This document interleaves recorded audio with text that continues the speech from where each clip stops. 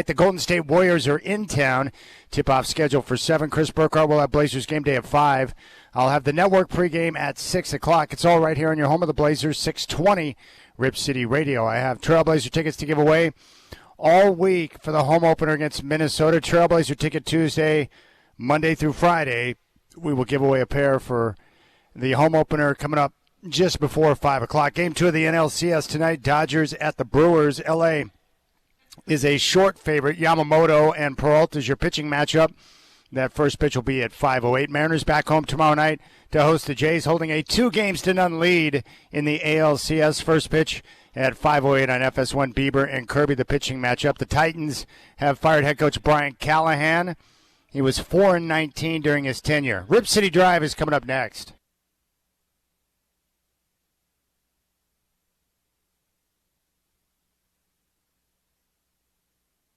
Live from the Coors Light Studios, it's time for the Rip City Drive, hosted by the crazy and often irrational Chad Doing. Coors Light, mountain cold refreshment. Choose chill. The stretch and the pitch. Julio swinging a drive deep down the left field line. Stay fair. It is a fair ball. Goodbye, baseball. Julio Rodriguez. Arozarena the go-ahead run at second. The next offering.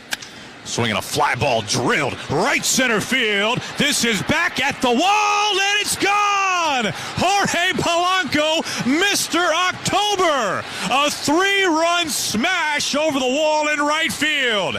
And the 2-0 pitch, swung on, ground ball to third. Up with the ball, Gino, down to second one. Polanco's relayed to first, and the ball game is over. The Mariners are 2 wins away from the promised land.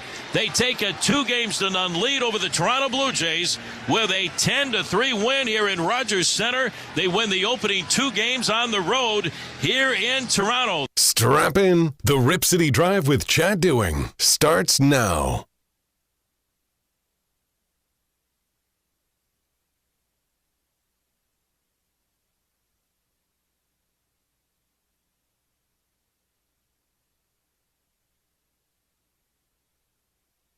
Yeah! Yeah! Yeah! Yeah, I think we're about to see history made with the Seattle Mariners coming back home now to host Toronto for game number 3. I like the pitching matchup in game number 3. And baseball is kind of a weird sport, but I do think the Mariners, they had to have broken their spirit just a bit with the way they hammered the ball out of the park in Game 2 and cruised to victory. And now we could be looking at a Dodgers-Mariners World Series. That game last night between Milwaukee and L.A. got wild towards the end, but the Dodgers able to hold on. And now once again in Game 2 on the road, they're favored. They got Yamamoto on the bump. He'll take on Peralta. But the Dodgers, it's interesting. Their bullpen right now cannot be trusted aside from Sasaki. Everyone else they put out there, and I got to be honest with you, when Blake Trinan took the bump, I was like, they're going to blow this, and he got the strikeout to end the game. But their starting pitching has been sensational. And Blake Snell was awesome last night. Here's a question for Dave Roberts. Why pull Blake Snell from the game? He is cruising. Just leave him in there. I know it goes against your little cue card that you get from the front office, but come on, man. Use your gut, Roberts. Leave Snell in the game.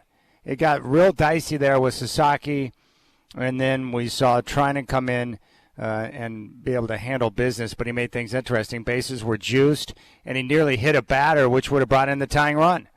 So the Dodgers survive Game 2 of that series coming up tonight, but the Mariners right now on fire. And I guess what impressed me the most with what they've been able to do in Toronto was, it was all coming off of that ridiculous marathon on Friday night, which, by the way, I saw some of the numbers. I think some nearly 9 million people tuned in on Fox to be able to watch that game. And then on their other ancillary channels, they got an additional 4.7 million. There were a lot of people that watched that game for 5 hours, for crying out loud. But that's what impressed me, the way the Mariners were able to bounce back after exerting so much energy and adrenaline in that game. I thought that they would be flat coming out in Game 1. And then, of course, they got the win there thanks to Cal Raleigh, who got things going with that home run. And then I thought, okay, they're going to fall flat in game number 2. Must-win situation for Toronto.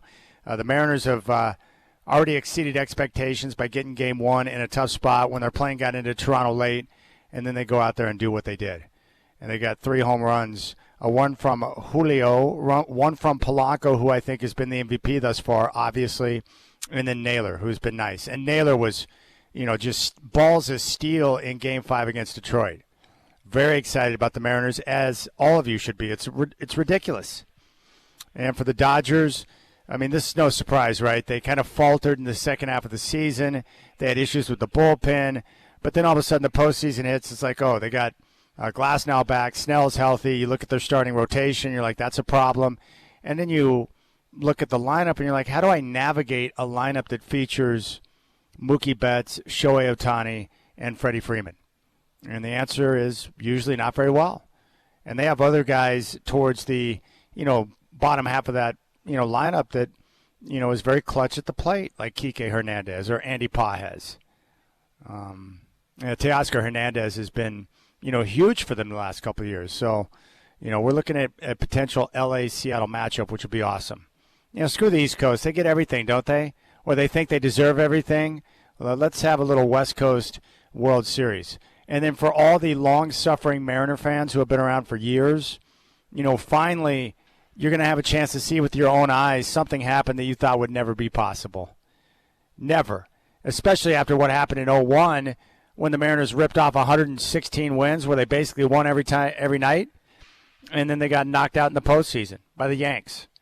So this is a big moment, but I like the way they're playing right now. And Polanco is like, when he steps up to the plate, I just have total confidence that he's going to come through. And again, the 3 key elements that you need to have success in the postseason, it's pretty obvious, right? Defense, good pitching, timely hitting. And if you got those 3 things, you're in a good position. The Mariners have all 3. So very excited about the M's right now. I had a chance to watch some Monday Night Football last night. I thought that was an impressive, comeback by the Bears. They got all the breaks and the bounces to go their way last night. Very impressed with how they were able to overcome, because it looked like Washington was starting to take control, but they made a couple of key errors, including a late turnover that cost them. And slowly but surely, what did we talk about with Caleb Williams and their new head coach, Ben Johnson, that he was going to get some tough love, which he did during the preseason. And, Caleb Williams coming out of that, train wreck that he had with Matt Eberflus as head coach, getting Ben Johnson, getting that tough love, and finally being put in a position to really be a good quarterback, to be coached the right way, to learn and to have a better understanding, you're starting to see some of the progress there. They're not perfect. They're far from it, and they still have a lot of work to do, but they're winning football games. 3 straight wins for the Chicago Bears.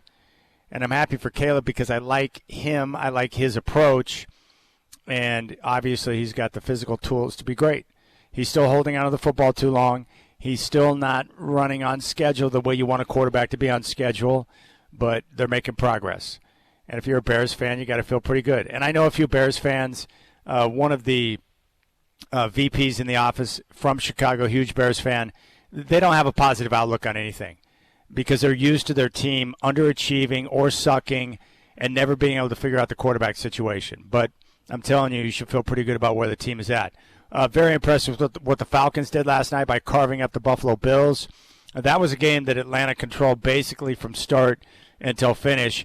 And you see the advantages for a young quarterback like Michael Penix when you have a running game. And Bijan Robinson, if you haven't watched him, you should probably check him out. He's one of the more impressive young players in the NFL. Multi-talented. He reminds me of Thurman Thomas. But what makes him so tough is that he's got the speed to go to the house, which he showed last night. He's also got the strength and the physicality to run between the tackles, which is critical. And then he runs routes like a wide receiver. It's not fair. Most guys at that position cannot do what he does, but he's not your typical running back. He's a superstar, and I thought he was terrific last night. And Michael Penix had a nice game. He was accurate. He was on time. He still struggles at moments when he's got to work through his progression to maybe his second, third, or fourth option. But I thought he played well last night. And the Falcons' defense was flying around to the football. And the Bills, look, they're one of the best teams in football, and they're going to be there in the end knocking on the door to the Super Bowl. We'll have to wait and see if they have enough to get over the hump. But what I like about Buffalo, or what we notice with Buffalo or with any good team, when you make critical errors, especially turnovers, and you don't value the ball security, you can drop any game. We learned that with the Commanders last night. We learned it with Buffalo. The Falcons and the Bears, won the little battles that you need to be able to win a football game, which is critical. So there you have it. I shared my thoughts on the Ducks coming off the loss to Indiana. I think that game was more about Indiana than it was about the Ducks. Indiana is a legitimately super strong football team, and we learned that. They stepped up in a weight class, and they physically dominated the Ducks. They are for real, and they're going to be a playoff team. So it's hard for us to wrap our minds around this because it's Indiana, the football team, not Indiana, the basketball team, with like Isaiah Thomas flying around out there and Bobby Knight yelling at people and throwing chairs. But the football team now we know is legit. And Coach Cignetti is one of the best coaches in America. And what he's done in Indiana with this turnaround in less than 2 years is truly remarkable. I doubt he's going to be able to stay there because he knows, like we all know, that you probably can't sustain this type of success at Indiana, which means Penn State or some other school is going to come in and offer him just a boatload of cash that he's going to have to seriously consider. Because at 64, how many more opportunities do you have to get a massive payday? And not only that, at Indiana, how hard would it be to keep up with the recruiting to be able to keep your team in a position that we're seeing right now? And we'll talk to Alex Brink about that. I know he's got some great insight. He's going to join us coming up at 3:20, but I want to find out what he thinks about Cignetti, because if you look at Indiana and what they've been able to do with the turnaround, what's changed? Is it like some type of massive oil tycoon that's come in and is pumping a bunch of money into the school? No. I mean, have they changed for their support of the football team? Maybe a little bit. The only difference is Cignetti. He's the man that's responsible for it. I want to know how he's doing it. I still can't believe the way that they're able to dominate both sides of the ball, particularly at the line of scrimmage. Didn't see that one coming, surprised me. But for Oregon, you're fine. This is why playoff expansion is great. Having more teams to have access is a good thing because you don't have to be perfect. You don't have to go unbeaten. You don't have to worry about a loss. You just regroup, continue to work on the details, and get better. And Oregon's got the talent and the coaching to be able to get to where they want to be. Sometimes you just tip the cap and say, hey, you were the better man today. And you can live with that. They were prepared. You get out-coached, you get outplayed, get your butt kicked. Sometimes that's a good thing. All right, when we come back, Alex Brink, former Washington State Cougar. He just got back on his trip from Ole Miss. The Cougs almost pulled off the upset. We'll get his take on that experience, and then we'll dive into Coach Cignetti with him. How is he doing this at Indiana? It's pretty ridiculous. I'm loving everything. Sports right now is awesome. College football in full swing. The NFL season. People are already gripping about their teams week to week. And we got the baseball playoffs with the Mariners 2 wins away from a World Series, which is wild. Alex Brink up next. You got the Rip City Drive. Chad doing live from Moda Center. Trailblazers and Warriors tip off at 7 here on your home of the Blazers, 620 Rip City Radio. Chris Burkhart will have Blazer Game Day at 5.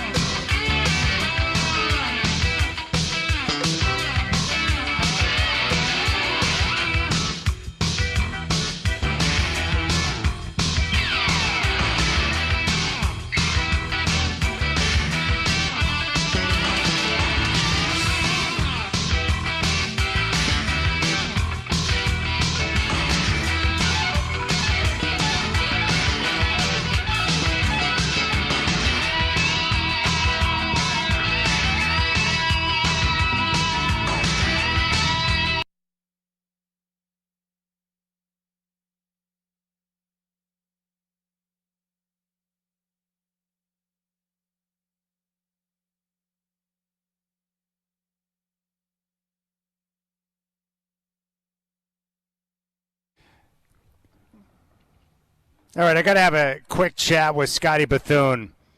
He is a big-time San Francisco Giants fan, and I covered the organization when I was down in the Bay Area. It's one of the best-run organizations I've ever seen when I was there, and Bruce Bochy was the man. And I've still got a man crush on Madison Bumgarner, one of the coolest guys I've ever seen in my life, like a folk hero. I was just looking at him shotgunning beers in the clubhouse, and I was like, whoa, I want to be like that guy. But Scotty reached out to me on X, where you can find me at Chad and Rip City. He said, hey, Chad, if we end up with a Mariners-Dodgers World Series, I'm going to have to take a long look into my life to figure out what I did to make God mad at me. Now, Scotty, look, I understand as a Giant fan that you have to hate the Dodgers. I totally get it. But you need to check yourself, man. First of all, you're a Baltimore Raven fan. They have championships. You should be happy about that. You're a Miami Hurricane fan. They've been one of the best teams in college football my entire life. And you're a Giants fan. They gave you like 3 titles in, what, like a 4 or 5 year span? So just check yourself, man. Shake yourself. You're fine. Your teams win, and you've experienced titles. I know that it's easy as a sports fan to be bitter, but look, do you think I like watching the Kansas City Chiefs tear it up with Patrick Mahomes? No. The Chiefs and their fans could all disappear tomorrow, and I'd be quite happy with that. But I'm a Bronco fan. Elway supplied me with 3 championships. So in the end, I am winning at life as a sports fan. And I can die happy because I'm always going to remember those. And that's the greatest thing about it. No one can ever take them away. So come on, man, shake yourself. Go hunting again or something. Go find something to shoot and shoot it. Settle down. Your teams are just fine. The Giants, 3 titles in like 5 years. The Ravens, one of the best-run organizations in sport. They're just suffering through significant injury this year. And you like the Hurricanes. Life ain't so bad. And the Hurricanes are what, top 5 right now? Top 2? Aren't they ranked number 2? Oh, my goodness. Scotty, settle down. Settle down. I understand the hatred for the Dodgers, but geez. Also, my man Sean in Damascus sent this to me. I don't know what it is, but let's take a listen. Show me your blazer. Show me your blazer. That's good. I like it. I like the echo. Let's go out to the phones right now. This guy's a Bears fan. Now, I hate to disrupt his life. He's waiting to get his lettuce cut, so I got to squeeze him in now. But he's a big Bears fan. He's got to be feeling pretty good right now. It's Tony out in Boring. Tony, what's up, brother? Hey, brother. Yes, I am feeling pretty good, but as you know, we're winning with turnovers and some lucky play. I had a couple questions for you. First was regarding a couple of those roughing the passer penalties. Maybe it's just my Bears glasses on or whatever, but if Baylor slapped dude in the helmet in the face mask area, and it's 15 yards and a first down. And then the other one where he's tackling the guy, around his knee area. But I mean, what, he's supposed to tackle the guy between the shoulder pads and the waist, and that's it? I don't know. I didn't like that. I was wondering on your take on that. And then the other one, I'm just not liking Caleb Williams' body language, when things aren't really going well. Like, he's going back, and, the camera's on him a lot, and maybe I'm just reading into it too much because I'm a fan, but I'm not liking what I'm seeing there. Is it just me, or are you seeing that? No, I see it. I know that, when you're a quarterback, all eyes are on you at all times, so your mannerisms and how you carry yourself does matter to a degree.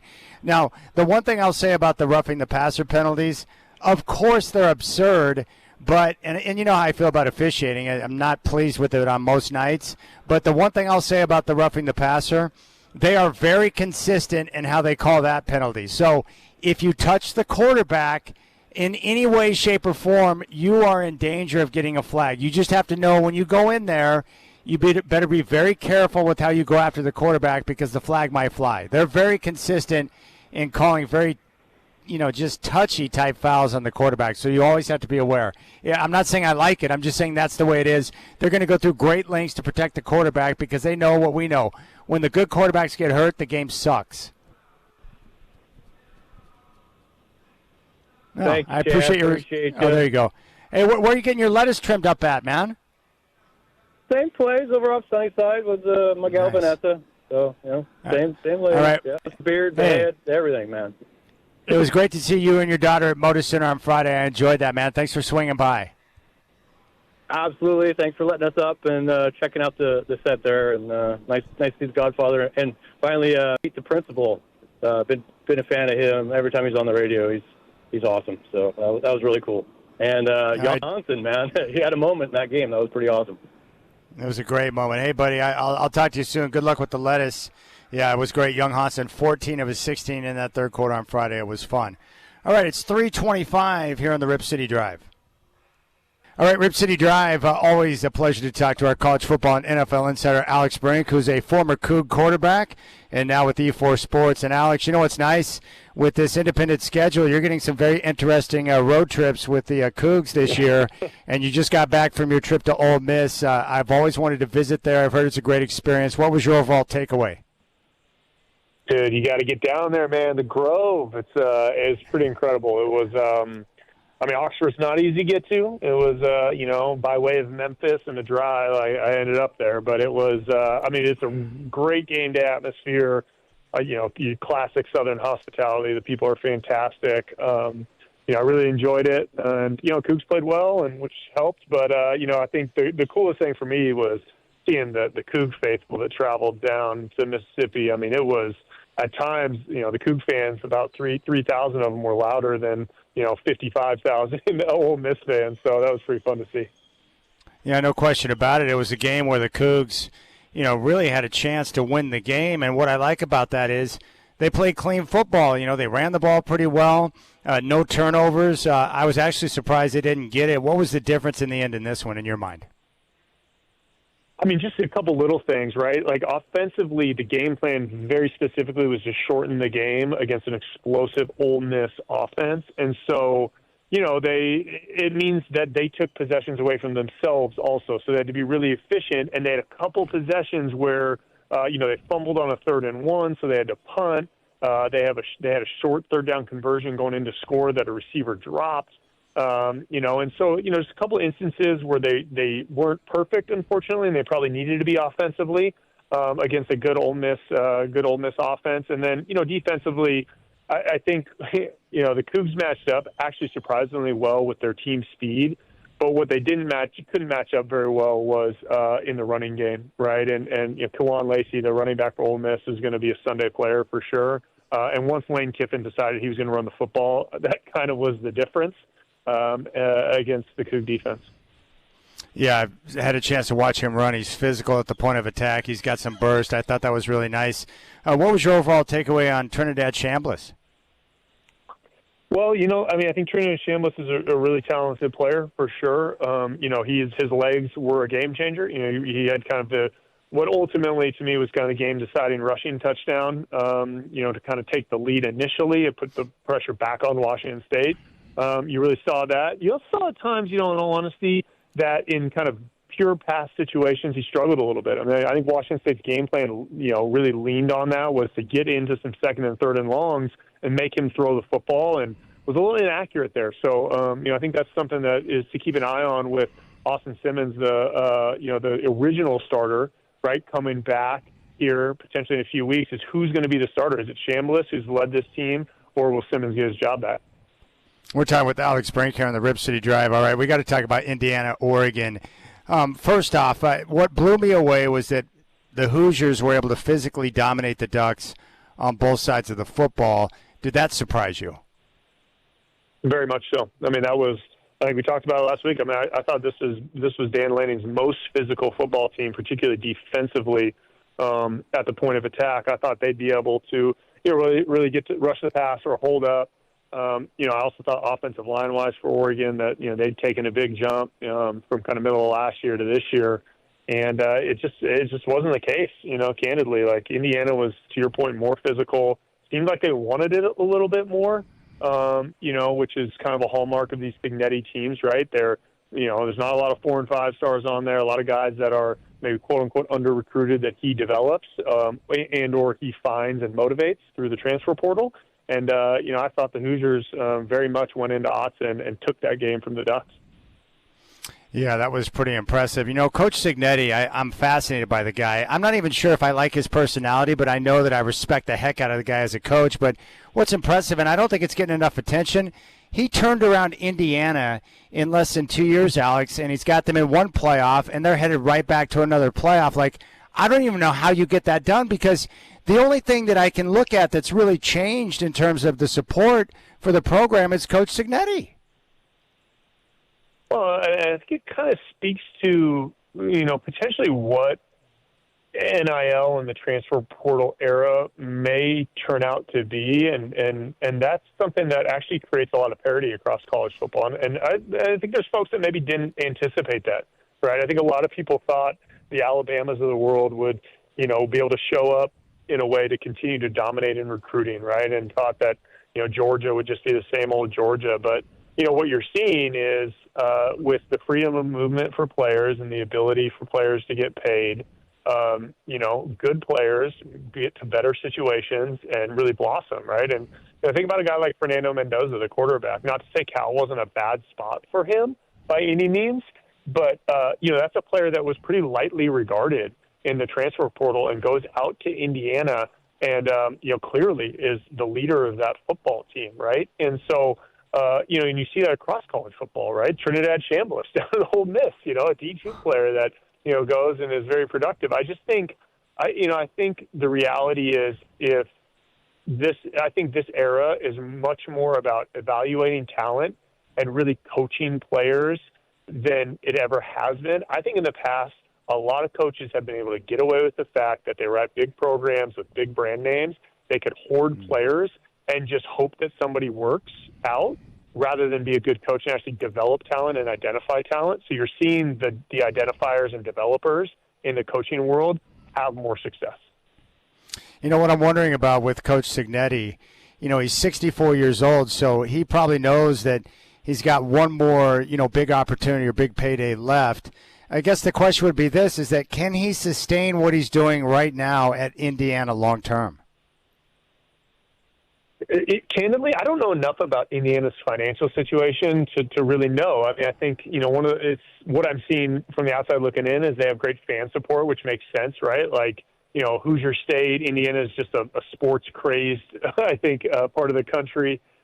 Great pro, some great pro franchises and, some great, college basketball for sure, but great college programs. So if they have the right financial support and the right institutional support, why not at Indiana, right? Why not do it there? Because in this day and age with the way the college football playoff is set up, it's not always a great idea to be at a place like, say, Penn State or somewhere else, right? Maybe you do want to be at a place like Indiana or come from a little bit different spot. So I don't know. I think nowadays so much is tied up into what your NIL collective can provide, kind of what the institutional support is at a university level. And I guess I don't know enough about Indiana to know if that's the job for, Coach Signetti or not.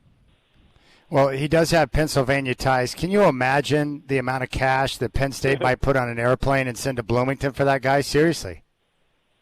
Well, I know they got to send $50 million to James Franklin first, but I think one thing we know is that they're going to pay a lot of money for the next guy for sure.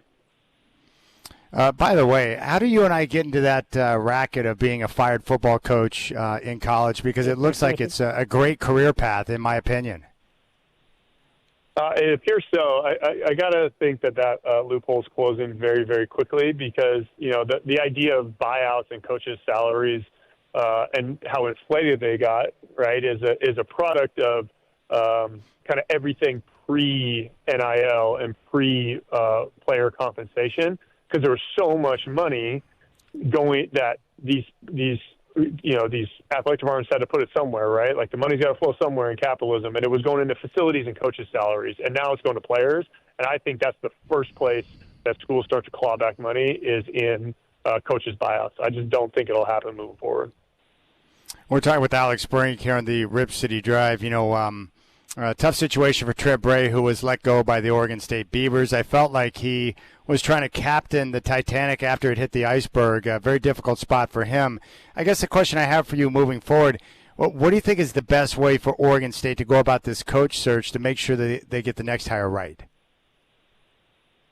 Yeah, I think they've got to really determine kind of who they want to be moving forward and establish what kind of the institutional support and culture is going to be. And, I not to compare the situations, but I look at Washington State, and one thing I see with Washington State is they kind of know, they've figured out who they are, right? And they're not going to be in the top tier, obviously, of folks in NIL and transfer portal. They're not even going to be in the mid-tier.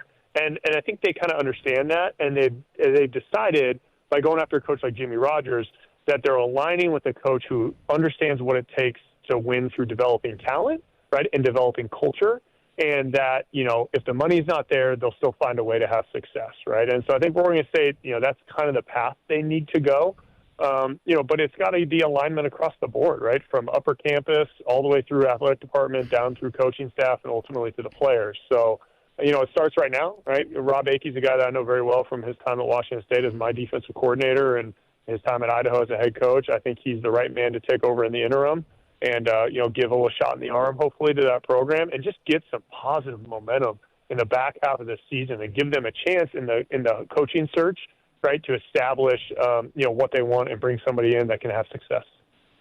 Alex, Saturday was one of those days where I was ashamed to have been born in the state of Oklahoma as I watched them just get completely undone by Texas. It was really a frustrating football game, and I couldn't believe that John Mateer was rushed back into the lineup following that hand surgery.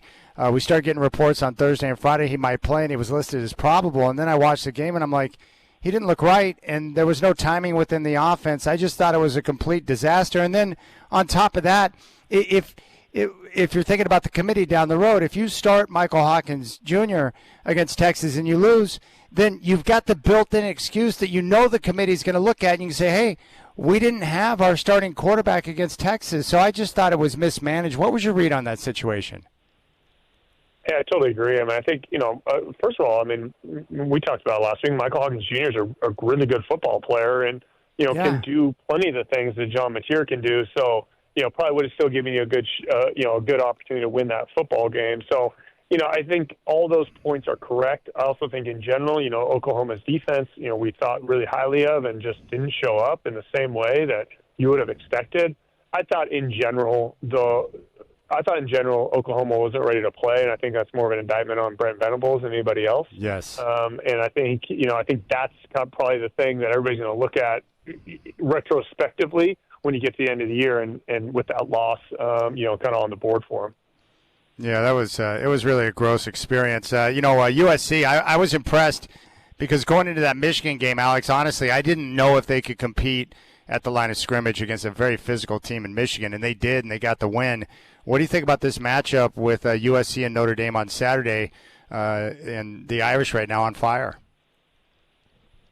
Well, it's going to be a good one, and I think back, there's been a few years here where, this game has been very lackluster, thinking back to the days when I was playing and you had kind of the Brady Quinn, Matt Leinart, you had these epic matchups right in prime time and thought about, Reggie Bush and pushing Leinart over the goal line. I just think about the history and of that rivalry and what it is, and I'm excited that, you're starting to get some of that back. I think USC's better than they have been. There's no doubt about it. And Lincoln Riley is, he's continuing to kind of chop wood there and trying to figure out a way. And, I think Notre Dame is physical running the football. I think that's a challenge for USC. I don't have a great pulse on this one, candidly.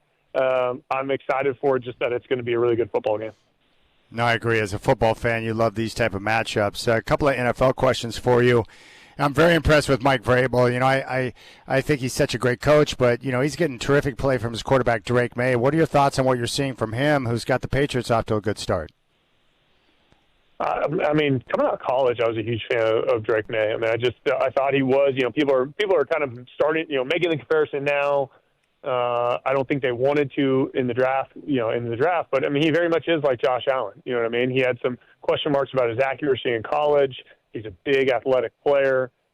My assumption was when he got around better talent, and, better schemes that he would be even better player as a pro. And that seems to be true, and I also think it speaks to Mike Vrabel, who is a fantastic football coach. He was fantastic in Tennessee. It was insane that they let him go.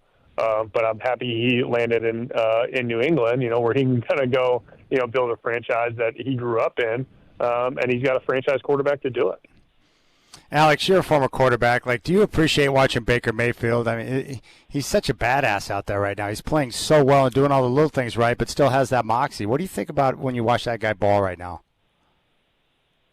I mean, the thing I love about Baker Mayfield is Baker Mayfield's been the same person and player since, he was at Texas Tech, honestly, in Oklahoma, obviously, when he really burst onto the scene. But, he's playing quarterback is so much of a nice edge, right? You have to play with this utmost confidence bordering on cockiness.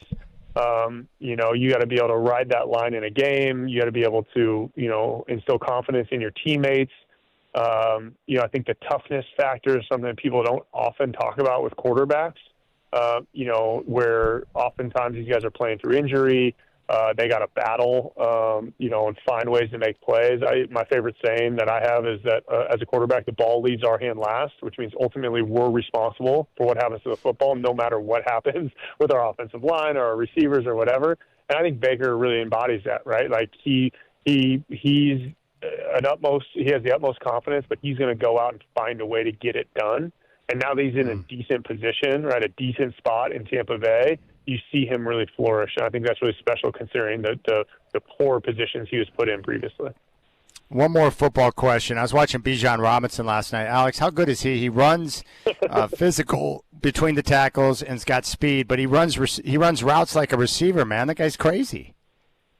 Yeah, he's silly. He's one of those generational talents that comes along, only every once in a while in the NFL, and we need to enjoy it while we can, because as we've seen with the running back position, sometimes these it can be fleeting because it's such a physical position to play. So everybody needs to enjoy Bijan while you have a chance, because he is really special. All right, Alex, E4 Sports, former Coug, you guys are doing great things, including your partnership with Headquarters Physical Therapy. Tell me about them. Yeah, Headquarters Physical Therapy is as good as it gets when it comes to PT and wellness here in the kind of Portland metro area.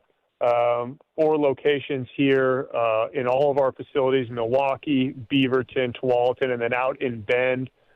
Each PT sees a patient for 1 whole hour, right? You're not going to see the PT and getting passed off on. So they're really focused on your wellness and getting better. And it's not just if you're injured or hurt or coming off a surgery or something. It's, if you just want your body to feel right? If you're an active individual, somebody who likes to run and bike and move around, be active with your kids like me, So check out headquarterspt.com. You get an opportunity to come in and get an evaluation, see a physical therapist, somebody that's really going to care about your wellness and ultimately your body feeling right. All right, great. Alex Brink, former Coug, now with E4 Sports. Well, you were at Ole Miss, and now you get a chance to travel to Virginia to see a very good offensive team. Another great trip for you, buddy. Yeah, it's another tough trip, man. It's hard to get back to Charlottesville, to be honest with you, but I'm excited for it. It's going to be, like you said, a good match, a good opportunity for Washington State to burst onto the national scene. All right, thanks, buddy. We appreciate it, man. Have a good week. Thanks, Chad. All right, big thanks to Alex Brink. I want to react to a couple of things he said, especially with Signetti's secret sauce that makes him work well. So we'll do that when we come back. Don't forget, Trailblazer Ticket Tuesday every day this week. We have a pair of tickets for the opener against Minnesota that we will give away coming up just before 5 o'clock. I'm live here at Moda Center in the Pines, Section 330, getting ready for tip-off tonight. Chris Burkhart's going to be by at 5 with Blazers Game Day here on your home of the Blazers, 620 Rip City Radio.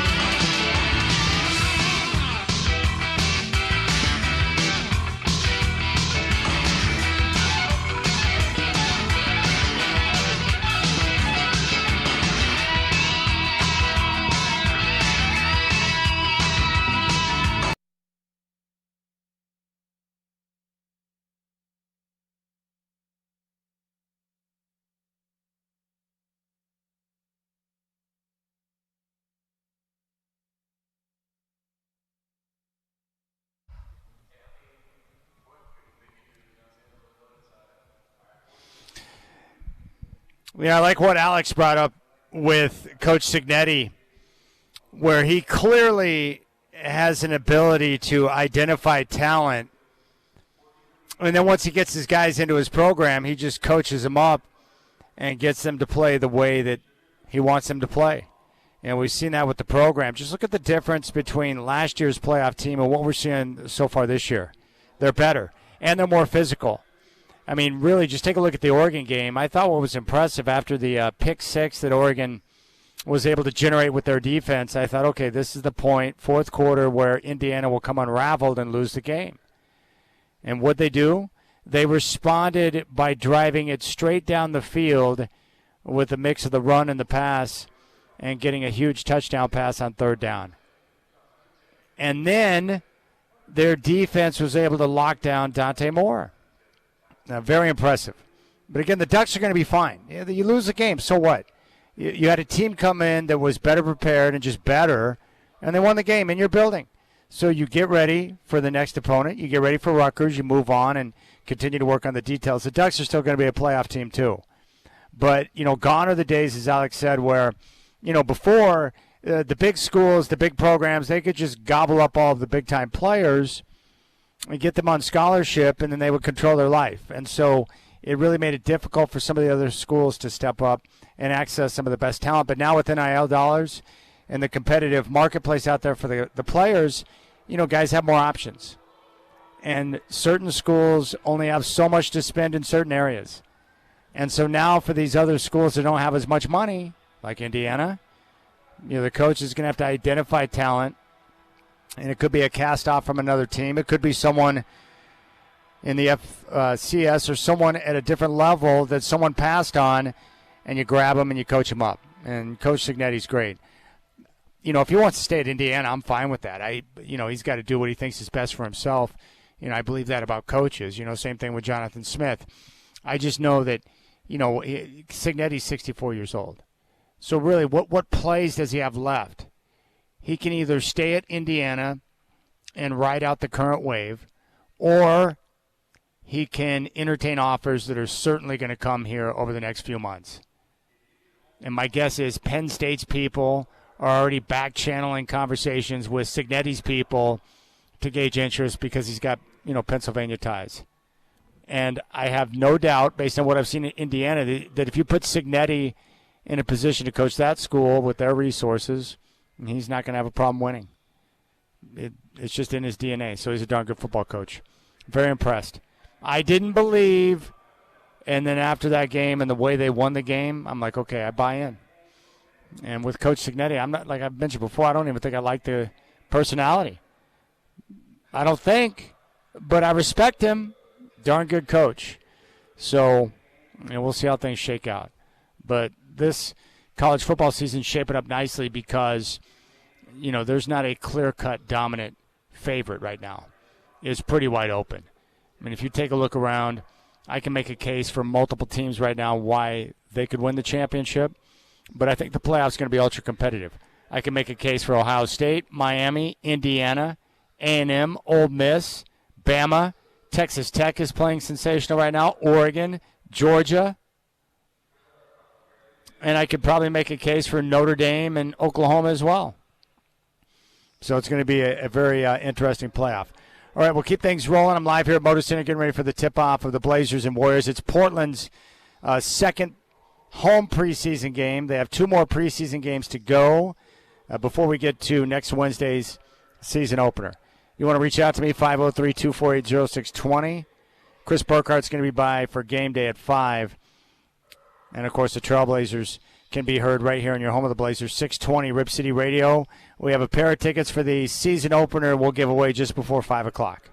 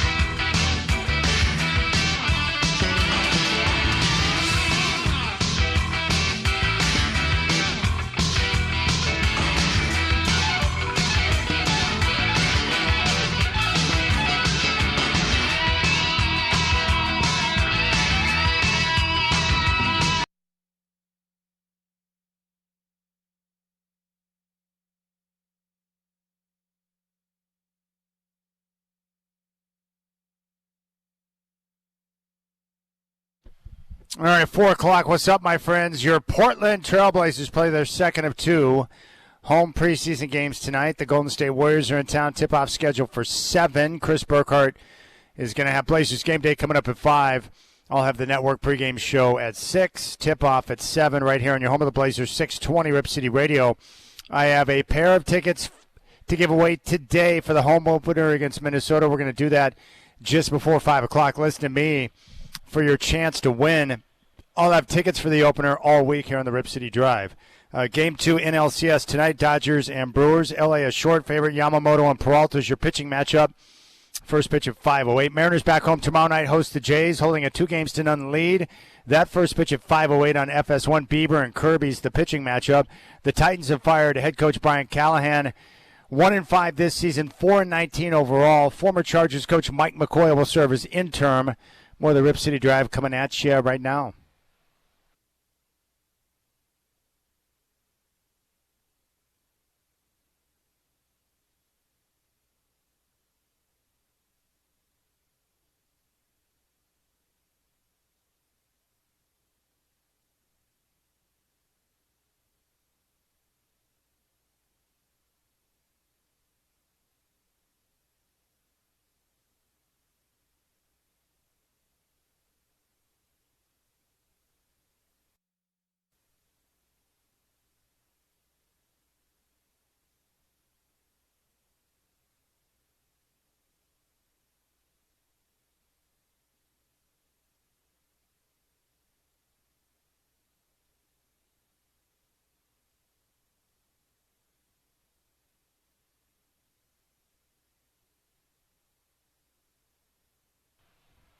All right, coming up here in 20 minutes, Sharon Branning of the Blazers Booster Club is going to join me.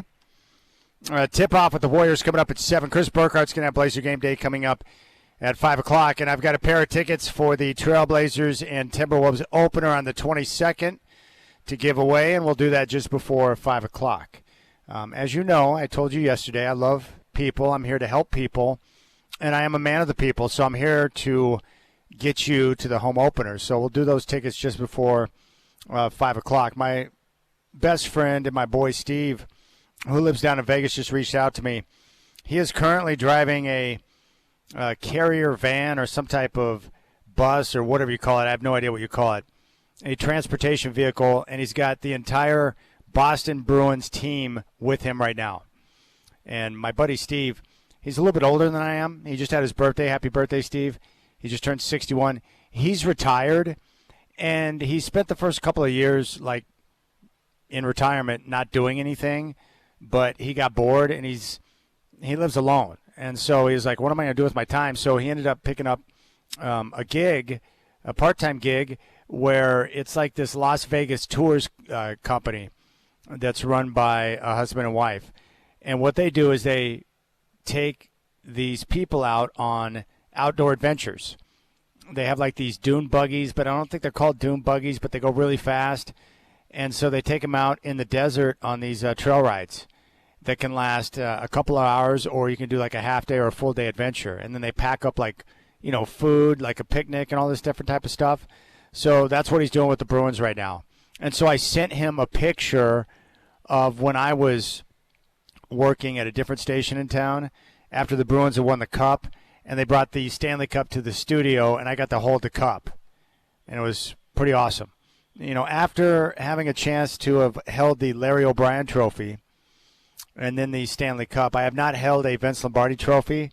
I've been next to one in Denver, but I have not held one. The Stanley Cup is the most amazing trophy in all of sports, and it's got all the names etched on it. It's very special. So I sent him that picture, and I said, hey, show the guys me holding the cup and tell them that I won a cup with the Bruins. He's like, I'm not doing that. And I said, well, come on, man, have some fun. So, anyways, that's what Steve's doing right now. You can reach out to me, 503-248-0620. You can find me on X at Chad in Rip City. And don't forget, coming up just before 5, we will give away a pair of tickets for the opener against Minnesota. I was very happy to see young Hansen have a moment on Friday. 14 of his 16 coming in the third quarter. And he was stroking it from downtown, which was pretty amazing. The things I've been most impressed with thus far, namely Shaden Sharp, looking very comfortable and in command on the offensive end, knocking down the threes, but showing the ability that he has off the bounce and in the mid-range. He can score at all three levels.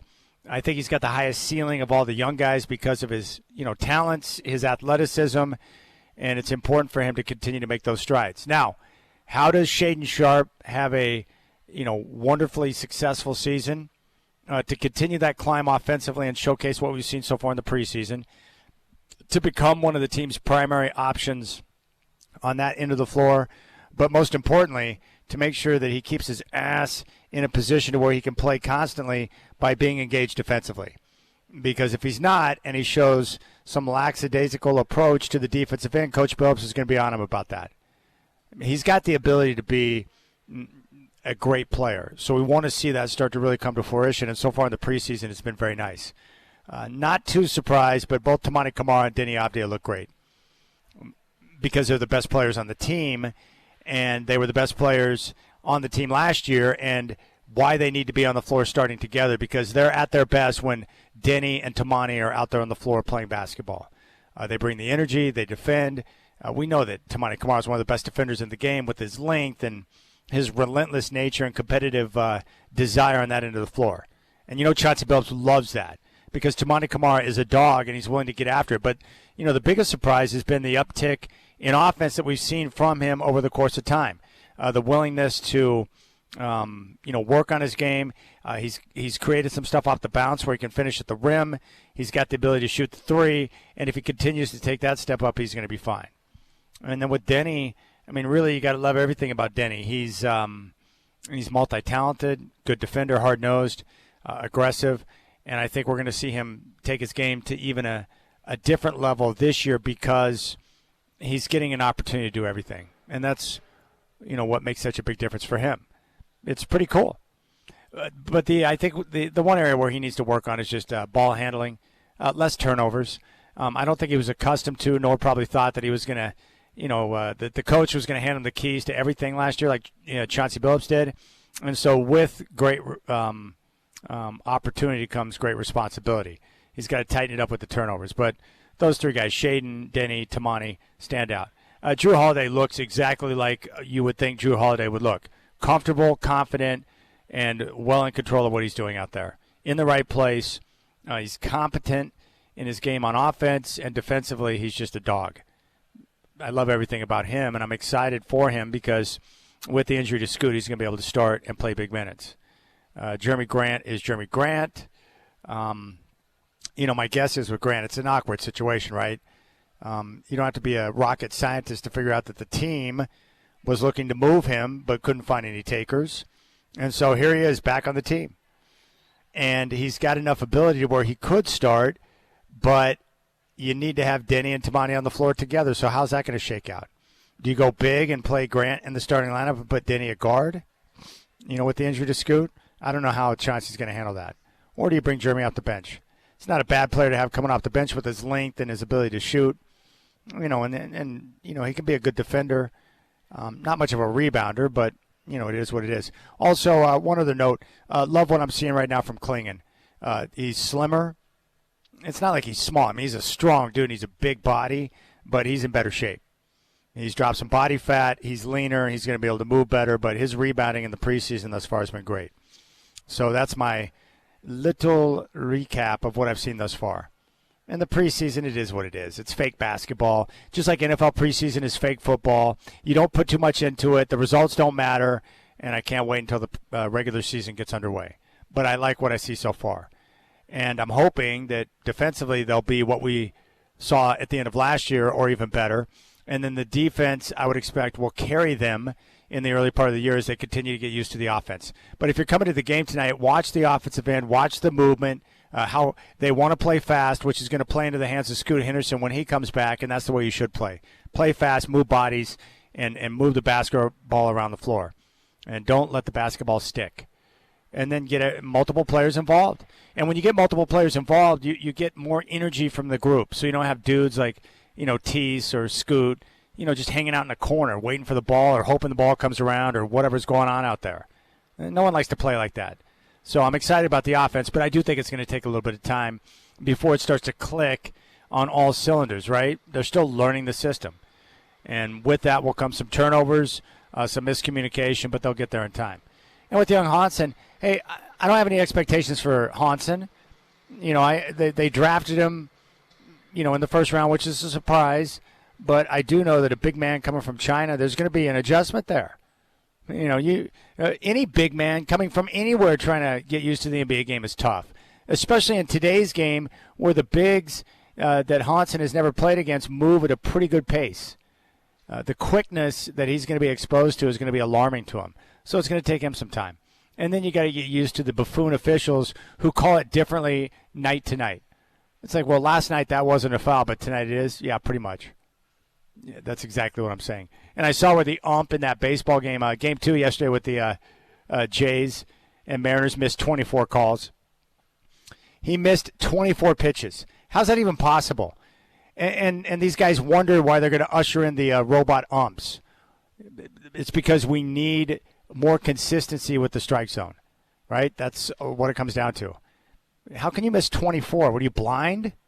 Man, get it together out there. Shake yourself, ump. That's why the hitters get so ticked off, because you get this fluctuating strike zone, and it's like, one thing that might have been a strike in the first inning, all of a sudden is a ball in the later innings, and then pitchers get pissed off. You need more consistency, and that's really what guys are looking for. Just be consistent with your call. Tony and Boring called in earlier, frustrated with some of the roughing the passer calls last night. When you have two young quarterbacks who potentially could be stars in Jaden Daniels and Caleb Williams in the same game, quarterbacks around the league, the one thing that the NFL is very consistent on is protecting the quarterback. So you got to know when you're going after the QB, if you get a little bit rough, they're going to throw a flag. You just got to operate with that understanding. And if you get a little bit rough or crazy out there, they're probably going to throw a flag. I'm not saying I like it. I'm just saying that's the way it is. I'm really torn because some of the flags that fly, you're like, you've got to be kidding. All he did was touch his helmet. Flag. Roughing the passer. It's unfortunate, but yet I understand why they do it. And if you've watched enough football games with bad quarterback play, real quick you start to understand that, maybe protecting the QBs is not such a bad idea. So we see less Joe Flacco's out there and more Joe Burrows. That's really what it comes down to. And then sometimes it's not the official that makes the mistake by not protecting the quarterback. Sometimes it's the franchise. Like the Cincinnati Bengals, just a load of buffoons in the front office. It's like, hey, we have the ultimate quarterback of Joe Burrow. Let's make sure we put together the crappiest offensive line possible so we can't protect him. And then he gets a crap beat out of him, and now he's done for the year. Idiots. That is your prized possession. He's a beautiful quarterback. How would you not want to protect that, you idiots? But that, then again, they're the Bengals. Just like the Browns, dumb. The Jets are the worst, dumb, and it all starts right at the top, and everything rolls downhill. The Jets are awful, 0-7. They had every chance that they could ever want to win a game on Sunday when the Broncos were trying to give it to them, and they still couldn't take it. And I've noticed two quarterbacks that have really caught my eye. Justin Fields and Geno Smith are terrible, in my most humble opinion. All right, we're going to come back, and when we do, we'll talk Blazers Booster Club. I'm here at Section 330 at the Pines at Moda Center, getting ready for tip-off with the Warriors and Blazers. You got the Rip City Drive in your home of the Blazers, 620 Rip City Radio. Trailblazer Ticket Tuesday coming up just before 5. Your chance to go to the opener against Minnesota. Listen to me for your chance to win.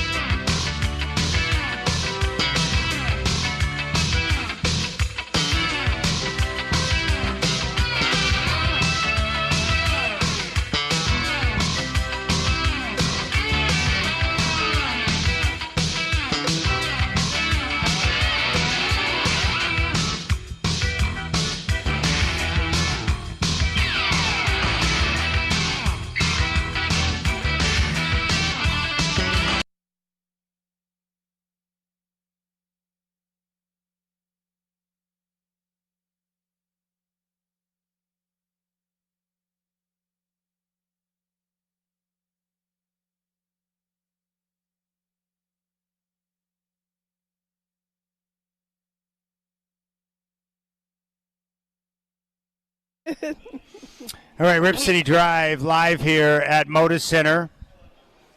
And very happy to welcome to the show Sharon Branning, who is with the Blazers Booster Club. And her and I were just checking out ChatGPT to see what different types of things that ChatGPT knows. And I said, I bet you ChatGPT knows about the Blazers Booster Club. And the chat tells me right here it's a fan/volunteer club that supports the Portland Trail Blazers. It was founded during the Blazers' 76-77 championship season, making it one of the oldest booster clubs in the NBA. The club holds general membership meetings often at 7 p.m. at Moda Center and board meetings typically at noon. Does that sound accurate? That sounds very accurate. You just took my whole speech away.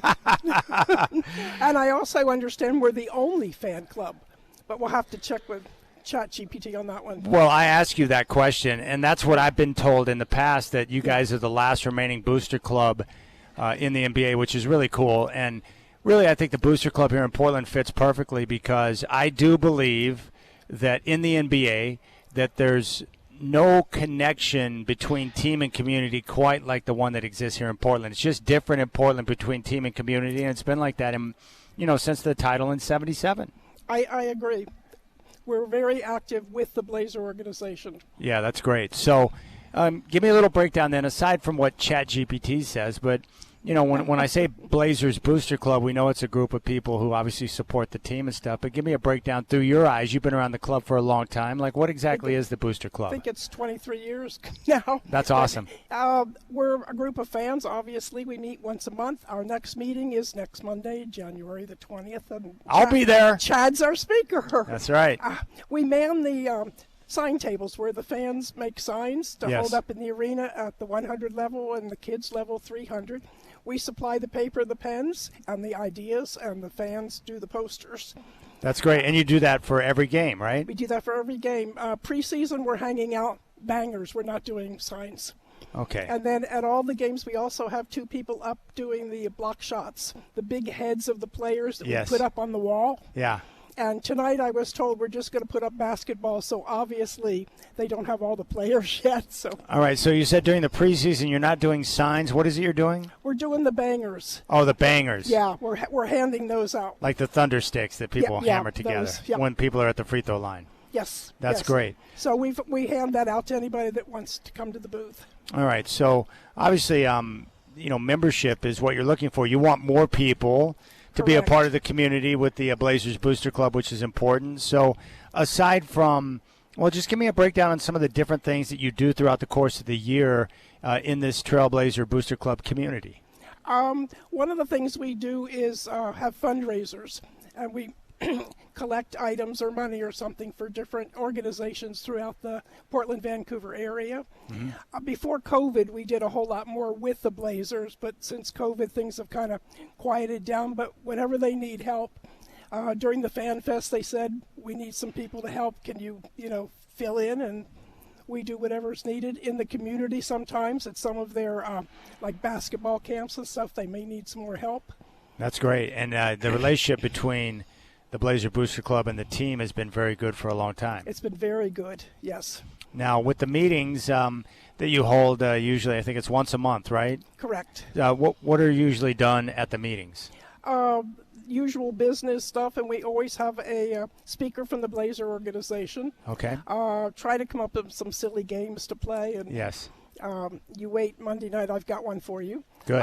And there's always good cookies and treats. Good cookies and treats, and then you also have a raffle every meeting to where someone gets a chance to walk away with a Blazer prize. Well, absolutely. We have a basketball, and that's always the first prize, and we may have 8 or 9 other prizes, shirts, other memorabilia from the Blazer organization. And then during the off season, you have your summer picnic too. We absolutely have a summer picnic, and it's usually a potluck, and there's always good food, and we try to have somebody from the Blazer organization show up there too. That's great. So 23 years for Sharon in the Blazer Booster Club. What's that time been like for you? I guess first off, let's go back to the beginning. What drew you into being a Blazer fan? Was it the championship? Was it something else? How did you become a massive Blazer fan like you are? It was not the championship. I was moving from Philadelphia So Philadelphia. I was a 76ers fan Yes. during that era. You were a crazy Philly fan back then. I was. And yeah. they are crazy. I've been around them. They're crazy. They're rabid. Oh, they're nasty fans. They Yeah. really are. And, of course, I was an Eagles fan, still am. One of my sons, Brian, moved back home after college, and he and I got season tickets to the Blazer games. And at that time, we sat up on the very last row in the C section for $5 a game. Wow. Yeah, and he was transferred to Southern California, and he worried about Mom not getting to go to games. And so he asked a woman passing out booklets at the door, she had a Blazer Booster Club, and she said, "Oh, come to our meeting," and that's how I got started. That's Went to great. the first meeting, and here I am. Yeah, 23 years later. That's special. Yeah. So for people listening, like if you want to become a part of the Blazer Booster Club or you have interest, like if someone comes up and asks you, like, what do you guys do? Like, how do you sell them on the idea of being a part of the Booster Club? What do you tell them? That it's a fun group, all ages. We're just really interested in the Blazers and how they're doing and helping them out in any way we can. Yeah. And getting together with a group of like-minded people. Yeah, which I think is special. great. I think it is special. And what I like about it, the sense of community, especially in today's world where you have people focusing on differences, it's nice to have that time together with the Blazer Booster Club. And, you guys have always invited me to be a part of it. And I was given membership, an honorary membership, lifetime membership into the Booster Club last year, which I'm very happy about. I've got it displayed at home on my desk. But what I like about it is that every time I come and visit with everyone in the group, and I saw you guys down at the rally for Dame down at Pioneer Courthouse Square, there's a certain warmth that comes from the Booster Club, which I enjoy. I'm glad. Good people. I'm glad you feel very good people. Yeah, been very happy. And so if you would like to join, we kept it easy. Go online to www.blazerboosterclub.com. Yes. Or if you're in the arena, come to A11. I have applications and newsletters, and you can find out about our meeting. That's great. There it is. Very simple, blazersboosterclub.com. Yes, we kept it There's easy. no way you can forget that web address, blazersboosterclub.com. Or if you're coming to the game, you can stop by section A11, and you'll see they're set up there, and you can get information on that. And what is nice is that the cost to be a part of the Blazer Booster Club is very reasonable, is it not? $20. For the year? Yes, for a single. $20 for the year. Yeah. There still are good bargains in the world, but that's just and that $20 goes to help fund the group and everything that you do. Well, it's a lot of it's for scholarships. We don't have much overhead or money, so a lot of it goes for scholarships, basketball camps. Yeah, that's great. And what I love is like you mentioned, people of all ages. I love talking basketball because everyone's got interest in certain players. Everyone wants to know about whether or not trades may go down. Like everyone's got their favorite memories. Like it's a good mixture of people, like you would find with sports fans if you're hanging out at a sports bar watching a Blazer game or whatever. Correct. Which is cool. Yep. That's great. Now, how long have you lived here in the Northwest now? Since 76. Since 76. Yeah. So you came out at the right time then. I did. Perfect. What was it like around the city back then when they won the title? Was it true pandemonium around the city? I wasn't involved. 4 kids moving. Yeah.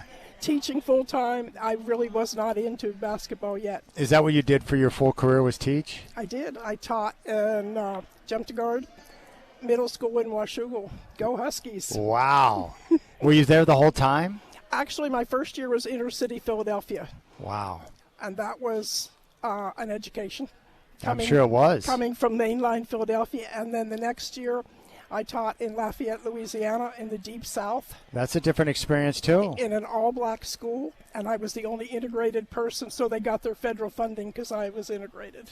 Wow. Talk about an education. Yeah.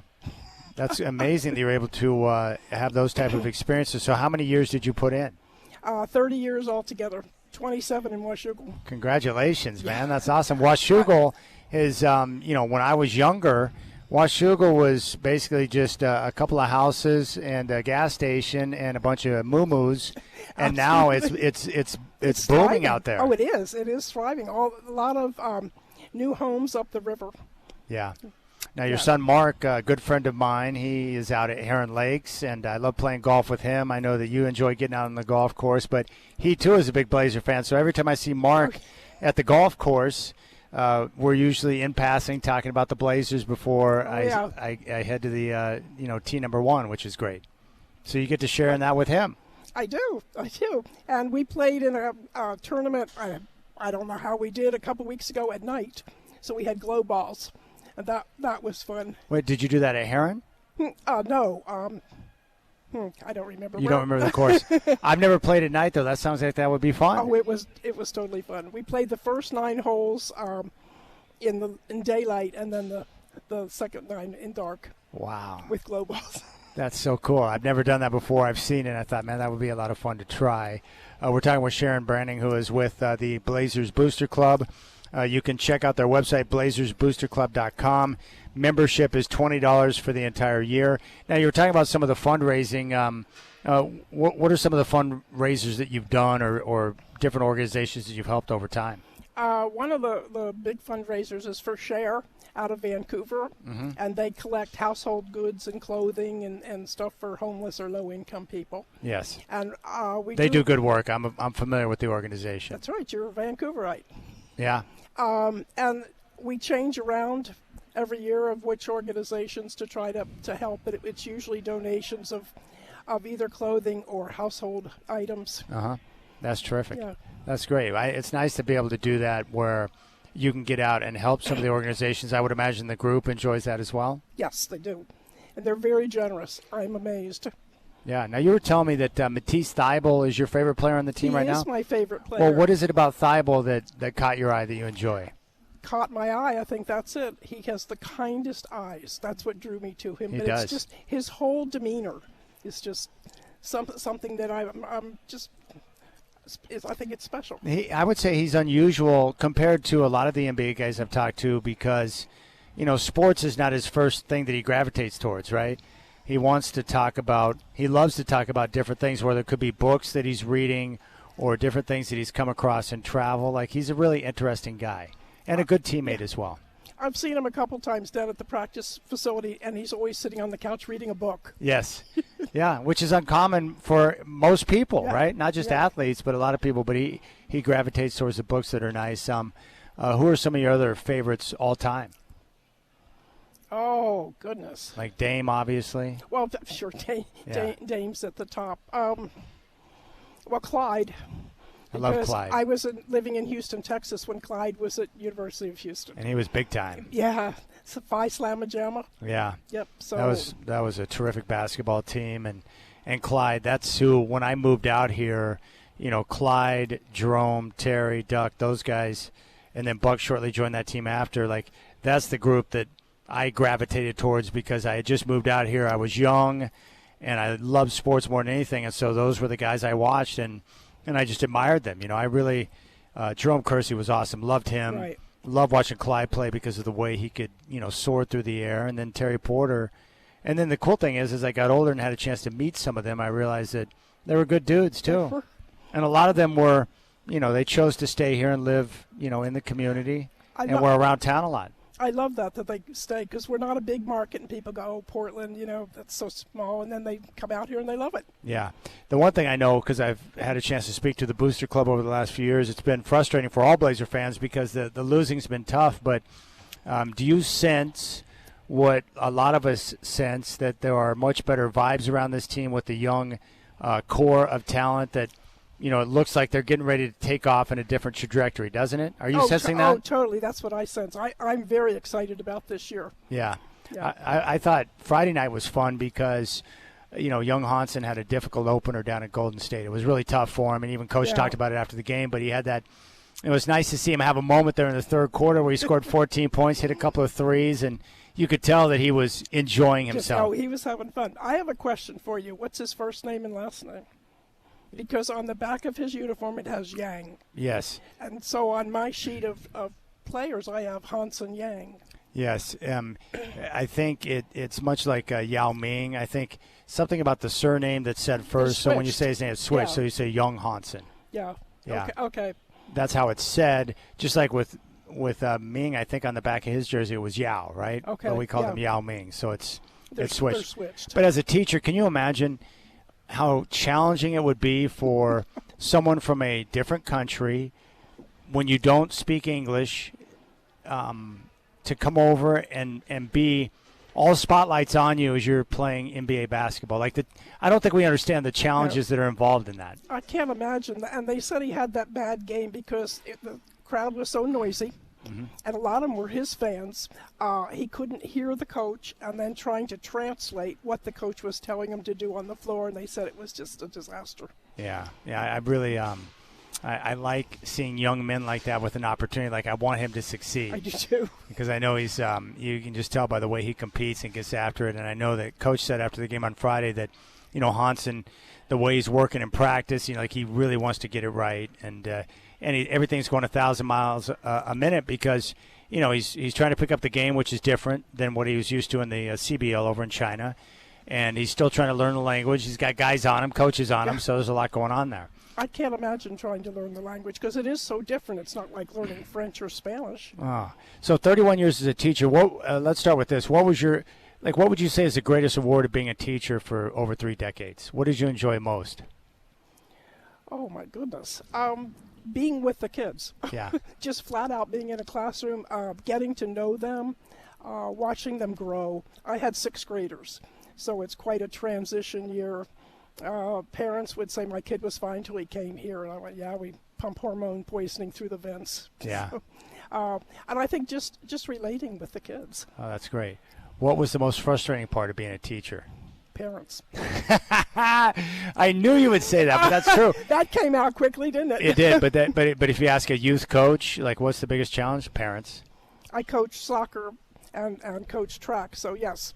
Oh, you coach soccer and track. Yeah. So you understood, yeah. Yeah, that is a totally. challenge. But I would imagine with time you learn how to navigate some of the challenges, right? Oh, you do. You do. You just smile and say yes, yes. All right. Well, the Blazers Booster Club, it's been around for a long time, since '76, and they're the last remaining booster club in the NBA, we believe. If you want to check out or need more information, go to BlazersBoosterClub.com. Membership for the entire year is just $20, and you get a chance to take part in their monthly meetings, their fundraisers, and other fun events here at basketball games. And if you are coming to a game and you would like information on the Blazer Booster Club, just stop by Section A11.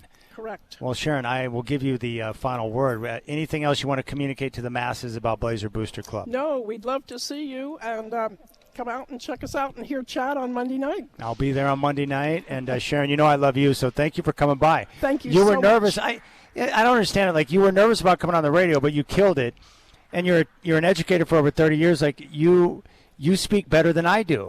No, that's not true. I'm just not a public speaker. Wow. But sitting here with you rather than on the telephone makes it much easier. We're just having a conversation. This was the right way to do it. Yeah. So I think what I'm going to do is I will encourage you to stop by later on today, and you can also take part in my Trailblazer pregame show from Section 113, and we'll continue to spread to the masses about the Blazer Booster Club. How does that sound? That sounds great. Okay, we'll keep things rolling on the Rip City Drive. We'll come back. Chris Burkhart will join me, and we'll get a preview for game day. I'm live here at the Pines at Section 330. Tip-off with the Blazers and Warriors coming up at 7 on your home of the Blazers, 620 Rip City Radio.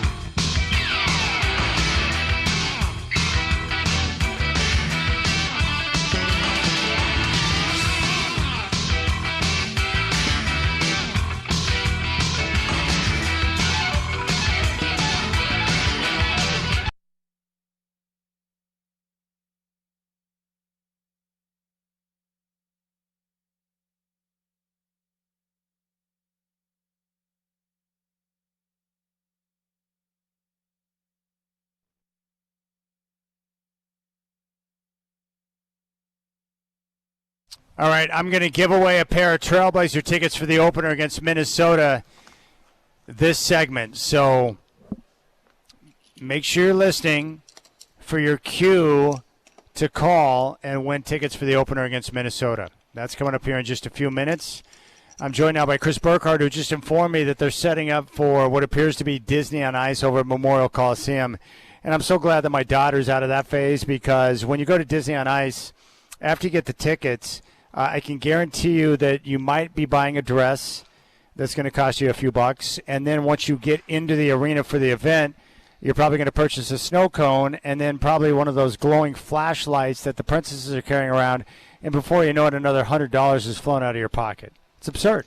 Yeah, and it'd be easier if they were just like in the kiosk and they're like, "Hey, Dad, can I have the bubble blower?" And you're like, "No, we'll get it next time." But every other kid wearing a princess outfit or dressed like Mickey has one, but they have one. You're right, princess. You're dressed like a princess for a reason, because you are my princess. You get one. Yeah, how can I tell a princess that she cannot have a snow cone that's overpriced? How can I do that? You can't. No. I don't like it, man. They just got you. Disney has a way of just funneling dollars right out of your pocket into their little machine they got working there. They do. Oh, my goodness. All right, so what in the world is going on with the Seattle Mariners? I'm still trying to, comprehend what they've accomplished over the last few days. I mean, they go on that marathon and take out the Tigers in Game 5, and then they show up and somehow win Game 1. And I thought, maybe they'll be flat in Game 2. No, we're going to explode with 3 bombs and 10 runs, and now they got a 2-0 lead coming back to Seattle. I think it's so interesting how these games have played out, because they've played all 3 of them, the last 3 games, like championship teams do. I mean, you have to go to 15 innings to win one game. One mistake, and it's over. And you are locked in. You get the job done. Then in the first game against the Blue Jays, it's a close game. You got to get a clutch hit in the end. You get it. And then in Game 2, you jump out to the quick 3-0 lead. And it looked like the Blue Jays were going to hammer that home and take a lead back. They tied it, and the momentum was there. Every single pitch in the zone, they were just putting wood on it. I think most Mariner fans, and I'm sitting there watching, going, they're going to blow this. But then they didn't waver, and boom, they got right back to it and just demolished them. They have just played incredible baseball. Yeah, that was impressive. I was really impressed with Miller in Game 1. He gave up that bomb. First batter, and then all of a sudden he just locked in and just mowed through all the Blue Jays batters. I mean, that surprised me. Yeah. It's like that's what makes baseball great sometimes, because sometimes a pitcher can go out there and struggle and then lock in. Obviously, the Mariner starter wasn't locked in. He was just leaving taters over the plate, and they were getting hammered. But the bullpen comes in, locks it down. I don't think Toronto should have took out Yee Savage. I thought he was pitching great. I thought it was weird to take him out. I know you got Rowley in the meat of the order coming up, but he was pitching a good game outside of the one homer. Well, the Dodgers did the same thing last night. I'll never understand it. Like, Blake Snell is cruising. He is just dominating, and then they're like, we'll pull him out and put in a Sasaki, which turned into Blake Trinan, which nearly turned into a complete disaster. I think sometimes the process gets overthought a little bit. We wanted the lefty on lefty matchup, or the pitch count this, or analytics that. Same thing with basketball that we cover here. If a guy's on a heater, it's like Vegas. Never leave a table when you're on a heater. Just let him go. No, if you're playing blackjack and you're in the middle of a shoe that's on fire, you're not allowed to join mid-shoe, and I'm going to ride this son of a gun out. Right. I mean, I have dinner plans at 6. Yeah, your wife's going to be okay with it when you're like, I was on a heater. Guess what? I got enough for like 3 more dinners down. That's right. Don't leave. I'm having a lot of fun watching it. What do you think? You think the Brewers bounce back tonight and even up that series with the Dodgers, or are the Dodgers just too powerful as well? Like, it's so weird. Like, these teams, like the Dodgers struggled during the second half of the season, and all of a sudden they get in the playoffs, and you're like, oh, look at their starters. Oh, look at that lineup, and you're like, dang, they're tough. Yeah, the Dodgers are the Yankees of the 90s. I'm tired of them. They're just good every single year. I think Milwaukee has the talent to bounce back. It'd be weird to watch 2 championship series, just both the home team just, we struggle. Yeah, what's going on here? But I think LA's probably the better team, and if they can, take this game too, that might be donezo for Milwaukee. Well, we got Blazer tickets to give away for the opener coming up here in just a couple of minutes, so make sure you listen to me for your cue to call in and win the tickets. You think the Ducks bounce back? What type of performance do you expect against Rutgers? Dominance or struggles and a win, or how do you see it playing out? I expect dominance and a win.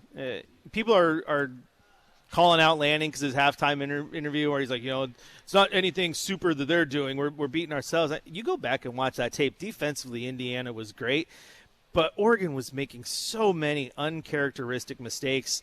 I think you look at that video and you definitely have an idea of how to pick up some of those blitz packages. Your offensive line can get locked in. I told you the other day, like, how many of those plays, there was wide open receivers. Dante Moore just didn't see him. So I would expect a bounce-back win in the very first ever matchup between Oregon and Rutgers. I like that. All right, Kenny Dillingham.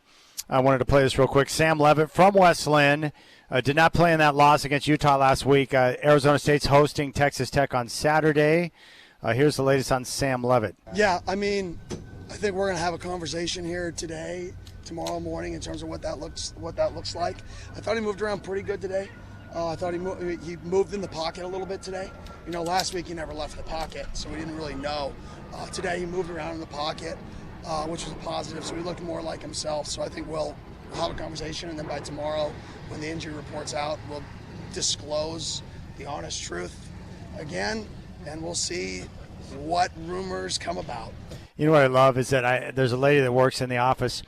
Her son plays college football, but also played at high school with Sam Levitt. So Levitt missed that game against Utah. I was bummed about that.